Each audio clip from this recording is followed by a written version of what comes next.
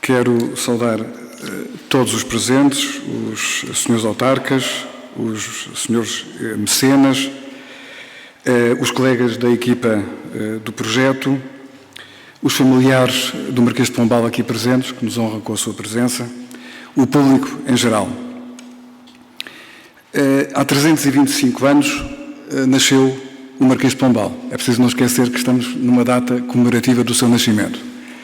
E este primeiro tomo do primeiro volume o primeiro volume do primeiro tomo é um presente tardio, merecidíssimo, mas é um presente que nos faz recordar as palavras de Winston Churchill ao saber da vitória de El Alamein em 1942 sobre o Afrika Korps, quando teve o cuidado de dizer que as celebrações não eram celebrações de um fim, nem sequer do princípio de um fim, mas apenas o fim do princípio. Esta publicação é apenas o fim de um princípio. Há muito caminho a percorrer e vamos precisar de muito apoio destes mecenas e de outros mecenas para que se concretize este ambicioso projeto, ambicioso e necessário projeto. São só 3 ou 4 notas, talvez um pouco mais, que eu gostaria de acrescentar aos meus colegas. Recordar que a vida pública do Marquês de Pombal pode contar-se, se contarmos a partir da vida diplomática, são 39 anos, em diferentes funções. 39 anos de serviço público. E ainda hoje, basta olhar o movimento editorial deste ano, ainda hoje somos surpreendidos pela felicidade e a facilidade com que pessoas que efetivamente não conhecem verdadeiramente com profundidade, porque como foi dito na peça anterior, há um grande desconhecimento sobre a obra, como as pessoas tomam posições absolutas, favoráveis ou desfavoráveis. Ora, de facto, compreendemos que Pombal tocou a vida de todos nós porque tocou em todos os pontos da nossa vida. Os costumes do cotidiano, na saúde e higiene pública, nos direitos e deveres, na administração e organização do Estado, na educação, na economia e nas finanças, na justiça, na religião, na cultura e nas artes, nas ciências e nas técnicas, no urbanismo, no exército e na marinha, no lugar de Portugal nas relações internacionais. Mas isso, 325 anos depois, só nos pode encorajar a querer ir mais longe do que a mera opinião armada de emoção e não de conhecimento. E este projeto da obra pombalina, que visa permitir criar um chão para uma discussão séria, racional, da qual possamos retirar frutos para o presente e futuro que tivemos pela frente. Pombal começou a sua vida pública fora do país. Não estamos a falar de alguém que nunca tenha saído ou nunca tenha, digamos assim, reduzido a sua visão, a sua mundividência a uma experiência exclusivamente nacional.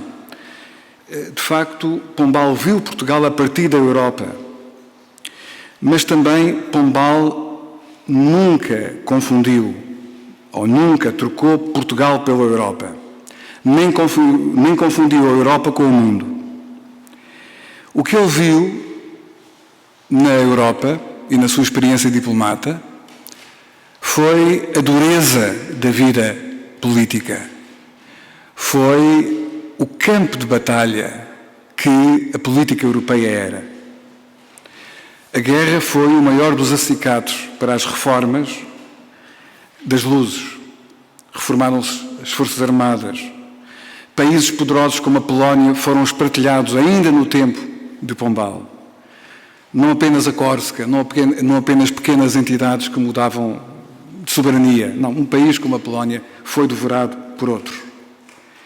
E nessa perspectiva, Pombal entendeu a política como constante antecipação dos perigos e ameaças e não com o otimismo dos conformados. Daqueles conformados que, mesmo em períodos trágicos, estão sempre satisfeitos e contentes. Não temos isso em Pombal. Ele viu uma Europa percorrida por conflitos. Na Grã-Bretanha, em primeiro lugar, ele assistiu a um processo das últimas batalhas do Stuart, enquanto que estavam a decorrer. A última grande batalha foi na Escócia, em 1746, pouco depois dele sair de diplomata. Ele acompanhou Frederico II da Prússia, que efetivamente foi um dos grandes estabilizadores bélicos da Europa na altura, Catarina II da Rússia, Carlos III da Espanha, com quem, aliás, estivemos várias vezes em conflito armado, e Dom José II da Áustria. Mas a tarefa maior de Pombal foi reformar Portugal. Eu há pouco naquela peça citava o Maquiavel e volto a citar uma outra passagem do Príncipe, que é justamente o facto de Pombal ter tido a coragem de fazer reformas.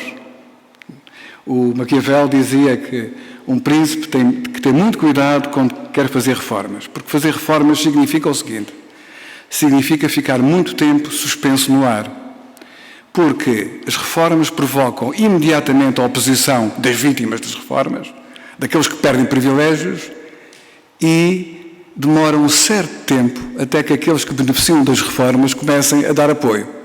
E por isso é que é raríssimo existirem verdadeiramente políticas que mereçam a designação de reformistas. E ele, de facto, avançou nesse sentido e começou por conhecer Portugal. Nós temos muitos governos ao longo da nossa história que não fazem a mínima ideia do que é o país. E uma das coisas que foi feita a seguir ao terremoto de Lisboa foram as memórias paroquiais de 1758, usando a Igreja como auxiliar para um trabalho sociológico enorme, 60 perguntas divididas em 3 secções que permitiram ficarmos com uma imagem muito mais exata do país. Um pouco antes, no tempo do Dom João V, o Marquês de Abrantes, em 1732, tinha feito um inquérito, mas era fundamentalmente um inquérito sobre fogos e população. Ficámos com uma ideia da demografia portuguesa, em 1732, pouco mais de 2 milhões de habitantes. Só já em 1801 tivemos, de facto, um censo mais digno dessa designação.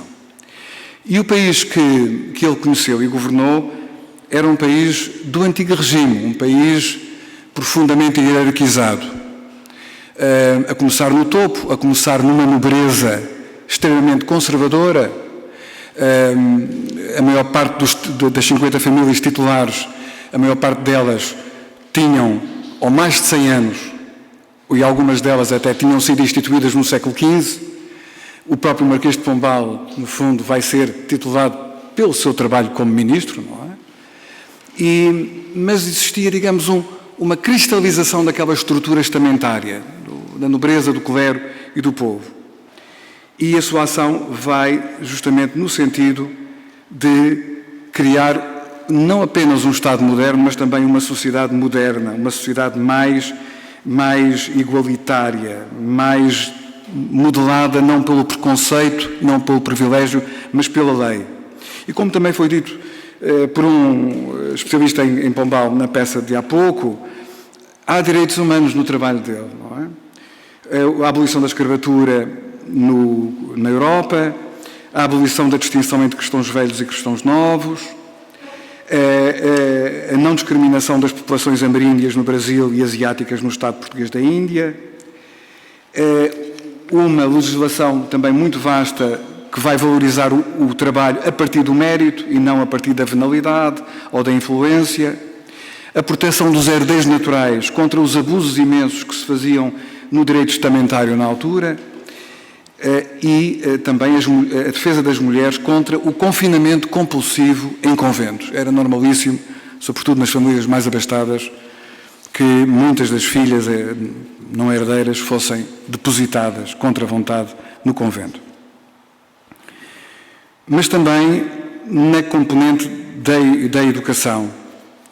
Sabemos muito bem que essa é das coisas mais polémicas e se não quisermos assumir o papel de um anjo justiceiro da história, É, por um lado, a educação é, por um lado, uma das políticas mais ambiciosas e menos bem-sucedidas, na medida em que os jesuítas tinham, de facto, um peso fundamental que nenhum decreto poderia substituir, não é? Mas só a ideia de existir uma instrução pública, coisa que, por exemplo, em França só vai ser feita pelo Condorcet em 1792, só isso é realmente algo notável. Duas notas finais. Uma sobre o Brasil, aliás, o professor Pedro Calafate e o professor José Eduardo Franco também já falaram um pouco sobre isso.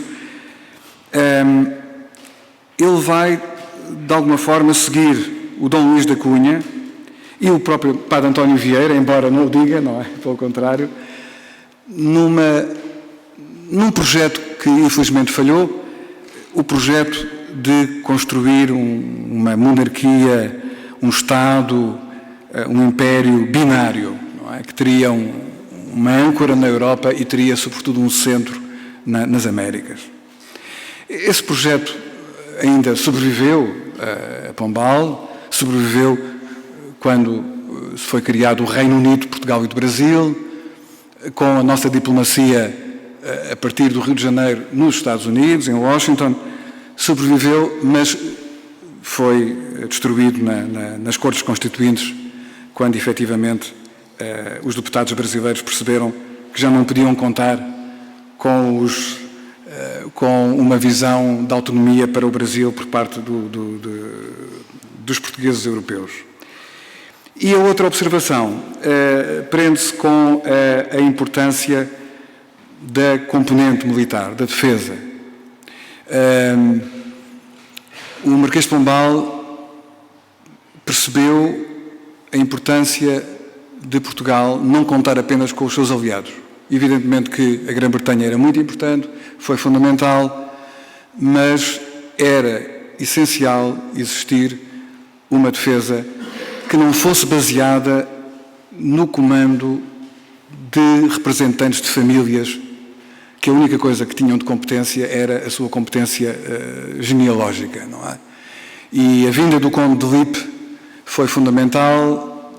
Ele tentou o mais possível, não apenas a reforma aqui, mas também das Forças Armadas no Brasil, mas efetivamente a inércia era muito grande, muito grande. Seja como for, fica-nos esta mensagem fundamental de que um país não pode contar apenas com as suas forças, mas que sem as suas forças um país, de facto, não conta. Muito obrigado.